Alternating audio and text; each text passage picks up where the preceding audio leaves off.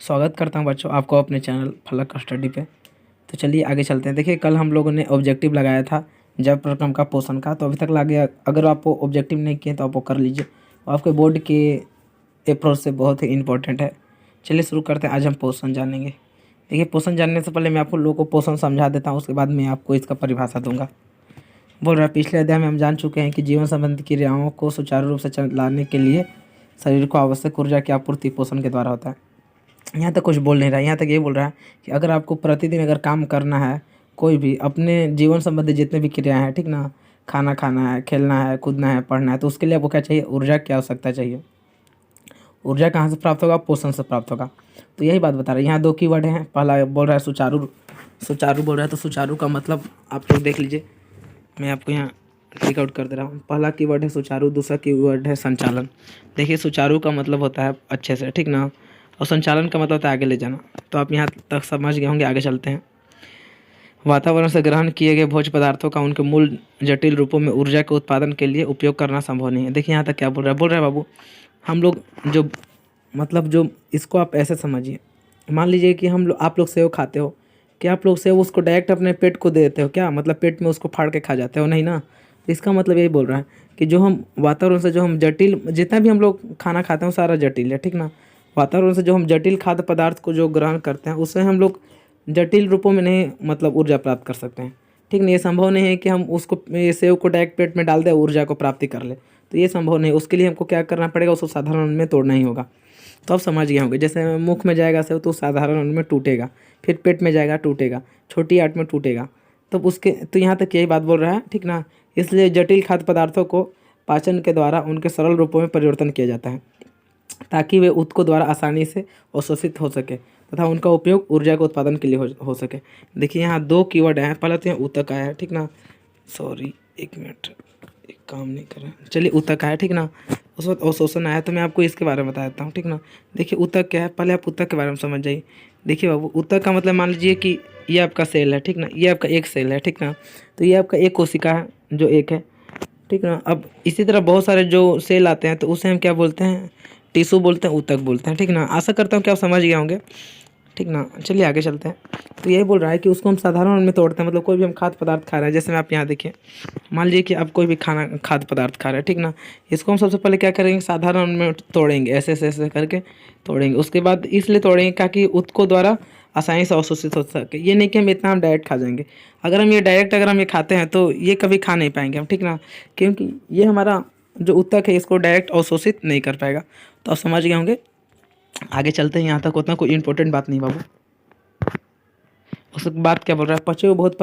पचे हुए भोज्य पदार्थों से ऊर्जा का उत्पादन भोजन अणुओं के ऑक्सीकरण के द्वारा होता है। बहुत अच्छा। देखिए यहाँ एक वर्ड है ऑक्सीकरण, तो ये बहुत इंपॉर्टेंट वर्ड है, ठीक ना। आगे बताता हूँ। बोल रहा हूँ मतलब जो हम भोजन करते हैं उसका ऊर्जा का, ऐसा बात नहीं कि आप लोग क्या भोजन करते हो मतलब आप लोगों ने कभी सोचा है कि हम लोगों ने भोजन किया क्या वो डायरेक्ट ऊर्जा देना शुरू कर देता है?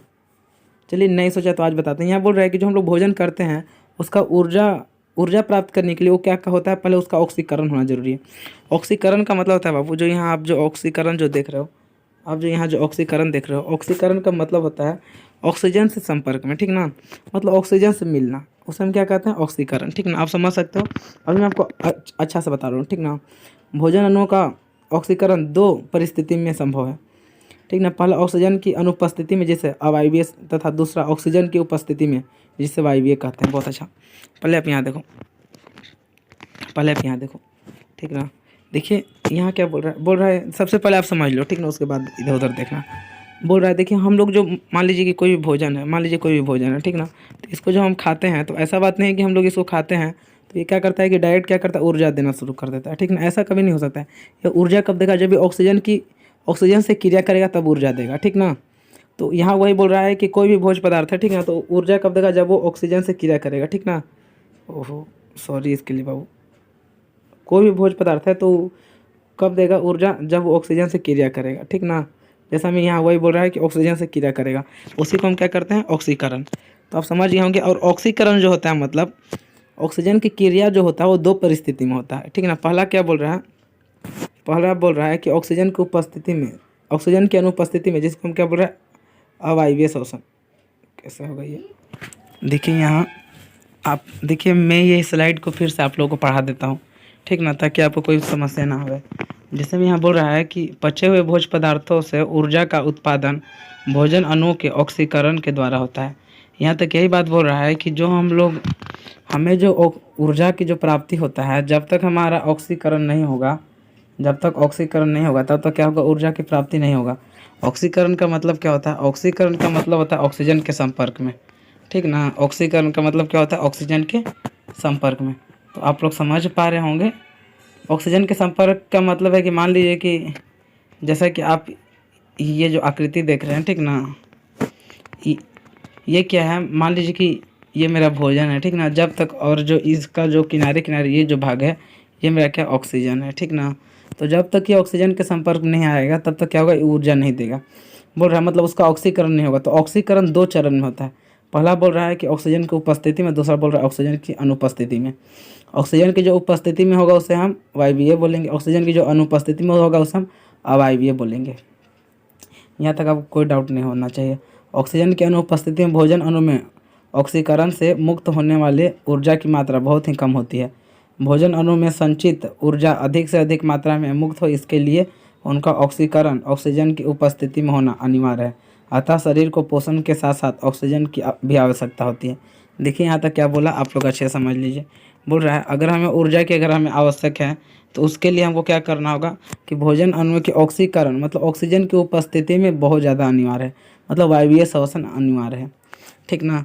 देखिए मैं एक बार यहाँ तक आप लोगों को एक बार सारांश बता देता हूँ, ठीक ना। यहाँ तक कुछ बताया नहीं, यही बताया है कि हम लोग भोजन जब प्राप्त करते हैं, हम लोग जब भोजन करते हैं तो भोजन से हम लोग ऊर्जा कब प्राप्त होता है? जब तक वो ऑक्सीजन से नहीं मिले, मतलब जब तक उसका ऑक्सीकरण ना हो। और ऑक्सीकरण 2 रूपों में होता है।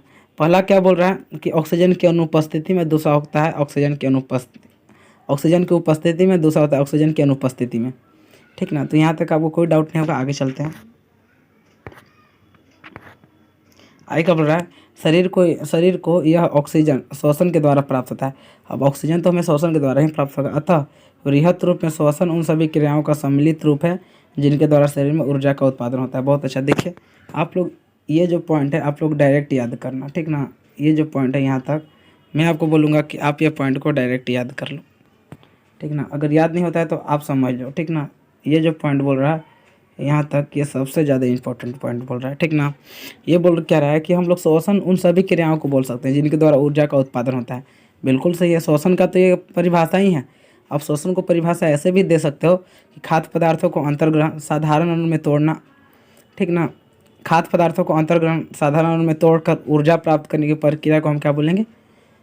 ऊर्जा प्राप्त करने की प्रक्रिया को, जहाँ भी ऊर्जा प्राप्त होगा तो उसे हम क्या बोलेंगे? श्वसन बोलेंगे। बस डेट्स ऑल, खत्म हो गया। आगे चलते हैं। जिनके द्वारा शरीर में ऊर्जा का उत्पादन होता है। चलिए अच्छा है।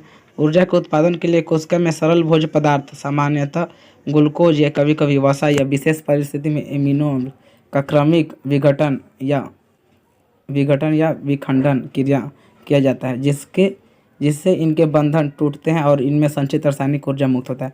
देखिए क्या बोल रहा है, कई बार क्या होता है, यहाँ तक बात मतलब बोल रहा है सबसे पहले ऑक्सीजन ग्लूकोज टूटता है, ठीक ना। यहाँ टूटने का मतलब मान लीजिए हम लोग कभी कभी हम लोग खाना नहीं खाते हैं टाइम पर, ठीक ना, या टाइम पर खाना नहीं खाते हैं, भूखे रह जाते हैं, तो उसके दौरान हमारा क्या होता है, उसके द्वारा हमारे शरीर में क्या होता है, ग्लूकोज क्या होता है, कभी कभी टूटता है। ग्लूकोज के बाद क्या होता है, वसा टूटता है। वसा के बाद क्या होता है, ये क्रमिक टूटता है, ठीक ना। पहले ग्लूकोज टूटा, फिर वसा टूटा, ठीक ना। उसके बाद क्या हुआ, एमिनो अम्ल टूटा, ठीक ना। अगर एमिनो अम्ल अगर टूटा तो समझ आइए कि हमारा शरीर बिल्कुल कमज़ोर हो जाएगा, हमारी मृत्यु भी हो सकती है, ठीक ना।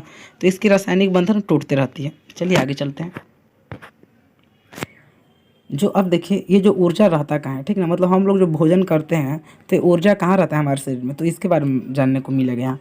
यह जो ऊर्जा है एटीपी, जैसे में एडेनोसिन ट्राइफॉस्फेट, ठीक ना, जैसे विशेष प्रकार के यौगिक के रासायनिक बंधन में संग्रहित हो जाती है। इसी रूप में संग्रहित ऊर्जा का उपयोग सभी जीव एटीपी के जलीय विघटन के द्वारा करते हैं। एटीपी समस्त जैव कोशिकाओं में रासायनिक ऊर्जा का सार्वजनिक वाहक है, ठीक ना। देखिए क्या बोल रहा है, हम लोग जितने भी भोजन करते हैं तो वो भोजन क्या होता है, एटीपी के रूप में हमारे शरीर में संचित रहता है। जैसे में हम लोग जो भोजन किए ना, वो क्या होता है, एक एटीपी बनाया था, मतलब भोजन आपस में आ जाता है और एटीपी बना देता है, ठीक ना। अब एक साथ हमारे शरीर में रहता है। मतलब इतना आप लोग बताइएगा कि एटीपी के रूप में हमारा शरीर के भोजन क्या होता है, संचित रहता है। आगे चलते हैं, ठीक ना। और वो क्या होता है, टूट टूट कर एटीपी का मतलब होता है एडेनोसिन ट्राइफॉस्फेट, मतलब 3 गो फास्फेट, ठीक ना। आगे चलते हैं। अब एटीपी क्या होता है, फिर टूट टूट कर हमें ऊर्जा मिलते जाता है, ठीक ना। एटीपी यहाँ बोल रहा है, एटीपी देखिए यहाँ समस्त लिखा है, ठीक ना। एटीपी ही समस्त जैविक क्रियाओं में रासायनिक ऊर्जा का सार्वजनिक वाहक है। तो ये क्वेश्चन पूछ सकता है कि समस्त जैविक क्रियाओं का सार्वजनिक वाहक कौन है। जितने भी जैविक क्रिया हैं उनका सार्वजनिक वाहक कौन है, तो यहाँ आपको एटीपी देना है, ठीक ना। एटीपी क्या है, समस्त जैविक क्रियाओं का सार्वजनिक वाहक है, ठीक ना। चूँकि इसका उत्पादन शरीर के अंदर जीवित कोशिकाओं में होता है, इसलिए इन्हें जैविक ऊर्जा भी कहते हैं, ठीक ना। ये भी आप लोग याद रखिएगा, ये भी बहुत ज़्यादा इंपॉर्टेंट है कि एटीपी को क्या कहते हैं, जैविक ऊर्जा भी कहते हैं। जैविक ऊर्जा के उत्पादन के लिए कोशिका मुख्यतः ग्लूकोज का उपयोग करता है, अतः ग्लूकोज को कोशिकीय ईंधन कहते हैं। अरे ये तो इतना ज़्यादा इंपॉर्टेंट है कि मैं आपको बता ही नहीं सकता हूँ। ग्लूकोज को क्या कहते हैं, कोशिकीय ईंधन कहते हैं। ये तो देखिए आप ये तो पक्का याद कीजिएगा कि आपको ऑब्जेक्टिव में ये हर साल पूछा गया है कि कोशिकीय ईंधन किसे कहते हैं। तो आपको क्या बोलना है, जब भी आपके ऑब्जेक्टिव में क्वेश्चन आए कि कोशिकीय ईंधन किसे कहते हैं, तो ग्लूकोज को ही हम लोग क्या कहते हैं, कोशिकीय ईंधन कहते हैं। तो आपको ये बात याद रखना है कि हम लोग ग्लूकोज को क्या कहते हैं, ग्लूकोज को हम लोग कोशिकीय ईंधन कहते हैं, ठीक ना। श्वसन की क्रिया को निम्नलिखित समीकरण से दर्शाया जा सकता है। आप लोग यहाँ देखिए यहाँ क्या बोल रहा है, यहाँ जो ग्लूकोज है इसे हम लोग क्या बोलते हैं, आप लोग तो ये जानते हो कि ये क्या है, ग्लूकोज है, ठीक है ना। ग्लूकोज क्या है, ऑक्सीजन से क्रिया किया तो क्या बनाया, CO2 जल बनाया और ऊर्जा निकला, ये आप लोग जानते हो, ठीक ना। इसको ग्लूकोज का सूत्र आप लोग याद रख लीजिएगा, C6H12O6, ठीक ना। आप लोग जानते हो कि मैंने प्रकाश संश्लेषण में पढ़ा दिया है, तो आप लोग प्रकाश संश्लेषण का रासायनिक सूत्र अपने कमेंट बॉक्स में कीजिएगा, ठीक ना। जिसका भी कमेंट आएगा मैं अगली वीडियो में मैं उसका नाम लूँगा। चलिए आगे चलते हैं। इन क्रियाओं में सह उत्पाद के रूप में कार्बन डाइऑक्साइड तथा जल भी बनते हैं। इस प्रकार कार्बन डाइऑक्साइड तथा जल शरीर की आवश्यकता से कार्बन डाइऑक्साइड तथा शरीर की आवश्यकता से अधिक मात्रा में उपलब्ध जल शरीर से बाहर निकाल दिए जाते हैं। यहाँ तक यही बात बोल रहा है कि जो जल बनता है, जैसा कि आप अपने फिगर पे देख सकते हैं, यहाँ जो यहाँ जल बन रहा है, ठीक ना। उसके बाद ये जो कार्बन डाइऑक्साइड बन रहा है, ये क्या होता है, शरीर से बाहर निकाल दिए जाते हैं। इनका तो कोई उपयोग है नहीं। तो चलिए आगे चलते हैं। देखिए क्या बोल रहा है, श्वसन की परिभाषा इस प्रकार भी दी जा सकती है। देखिए श्वसन की परिभाषा बोल रहा है, श्वसन वैसी क्रियाओं के सम्मिलित रूप को कहते हैं जिनमें बाहरी वातावरण से ऑक्सीजन ग्रहण कर शरीर की कोशिकाओं में पहुंचाया जाता है, जहां इसका उपयोग कोशिकीय ईंधन ग्लूकोज का ऑक्सीकरण कई चरणों में विशिष्ट एंजाइमों की उपस्थिति में करके जैव ऊर्जा ATP का उत्पादन किया जाता है, तथा इस क्रिया से उत्पन्न कार्बन डाइऑक्साइड को फिर कोशिका से बाहर शरीर से बाहर निकाल दिया जाता है। देखिए आपको इतना बार याद करने की जरूरत नहीं है, ठीक ना। आप ऐसा लिख सकते हो, ठीक ना, कि खाद्य पदार्थों को अंतर्ग्रहण कर ऊर्जा प्राप्त करने की प्रक्रिया को हम क्या बोलेंगे, श्वसन बोलेंगे, ठीक ना। तो इतना ही मतलब ऊर्जा प्राप्त करने की प्रक्रिया को हम लोग क्या बोलेंगे, श्वसन। आपको इतना माइंड में रखना है कि ऊर्जा प्राप्त करने की प्रक्रिया को हम लोग क्या बोलेंगे, श्वसन, ये नहीं बोलना है। आगे चलते हैं। श्वसन क्रिया में ग्लूकोज अणुओं का ऑक्सीकरण कोशिका में होता है, इसलिए इसे कोशिकीय श्वसन कहते हैं। ये बात याद रखिएगा, ठीक ना, कि कोशिकीय श्वसन भी कहते हैं।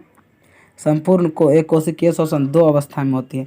जितने भी कोशिकीय श्वसन है उसे हम क्या कहते हैं, 2 अवस्थाएं। पहला होता है अवायवीय, दूसरा होता है वायवीय, ठीक ना। कोशिकीय श्वसन का मतलब होता है ग्लूकोज का टूटना, मतलब ग्लूकोज क्या होता है कि ऑक्सीजन से मिल जाता है, ठीक ना।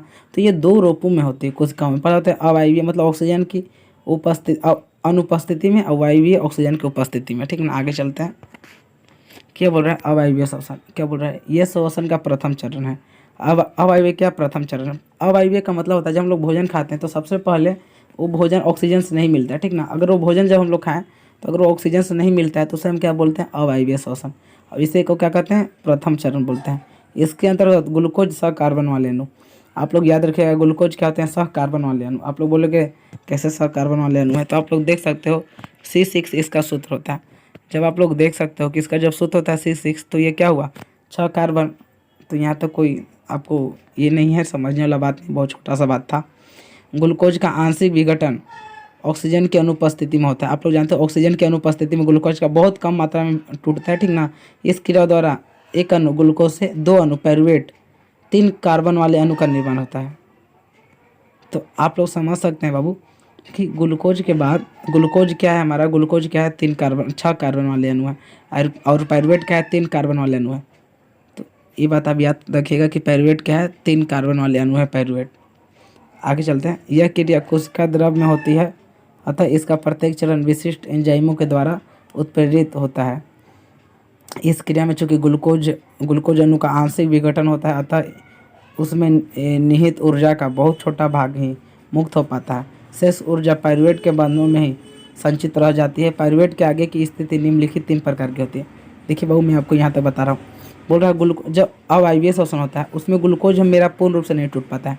ग्लूकोज क्या होता है, मतलब 6 कार्बन वाले अणु जो ग्लूकोज है वो पायरुवेट में टूटता है, ठीक ना। अब पायरुवेट में ग्लूकोज टूटता है तो उसके बाद फिर वो पूर्ण रूप से नहीं टूट पाता है।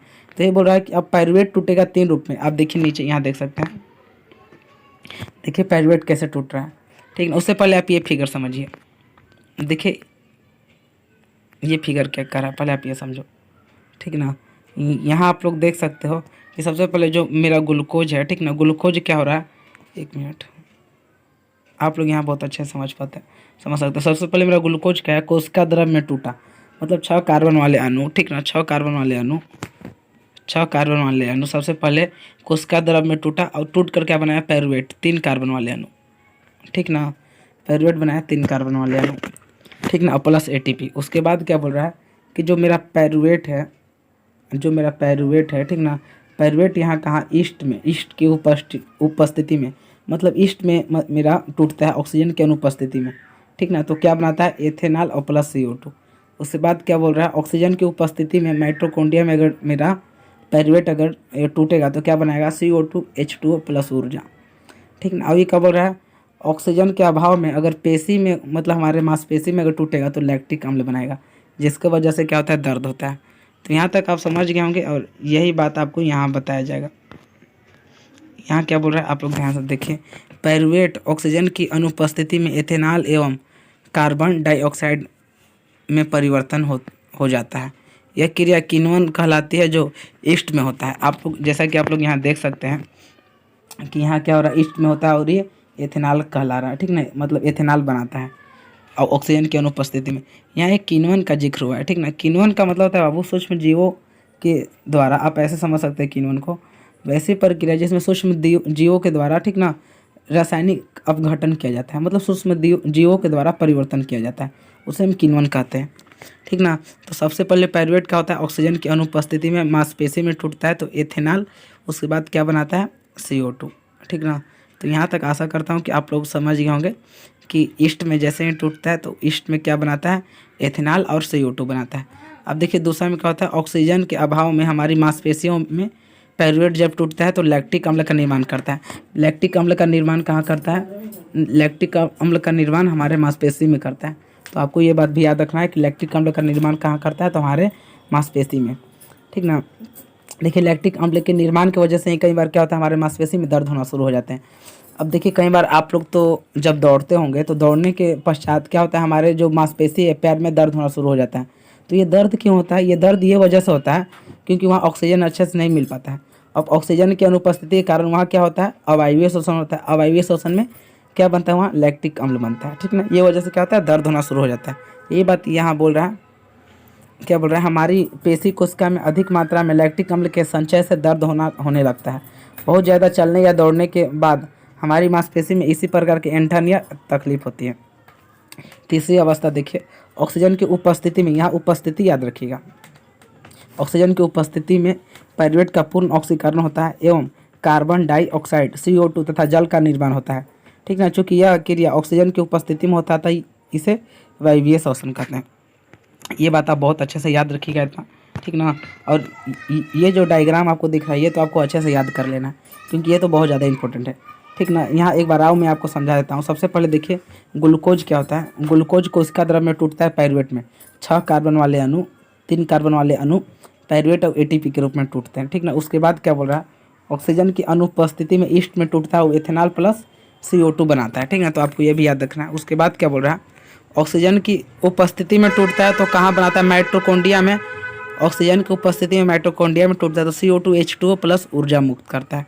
अब हमारे अगर लैक्टिक अम्ल अगर टूटेगा पेशी ऊतक में तो लैक्टिक अम्ल बनाएगा। तो आपको एक बार देख लेना है, ठीक है। वीडियो को एक बार और देख लीजिएगा, आपको समझ में आ जाएगा। देखिए बाबू, वीडियो देखने के लिए बहुत बहुत धन्यवाद। मैं वीडियो यहीं तक बनाया हूँ, ठीक ना। ये वीडियो ज़्यादा लंबा नहीं किया हूँ। मैं आशा करता हूँ कि आपको समझ में आ गया होगा। यहाँ तक तो हमने अब IBS शोषण पढ़ लिया। अब अगला वीडियो में कल हम IBS शोषण और अब IBS शोषण के बीच के अंतर के बारे में पढ़ेंगे। तो वीडियो देखने के लिए बहुत बहुत धन्यवाद। आपका दिन शुभ हो, ठीक ना। हंसते रहो, खेलते रहो, मुस्कुराते रहो बाबू, ठीक ना। चलिए फिर।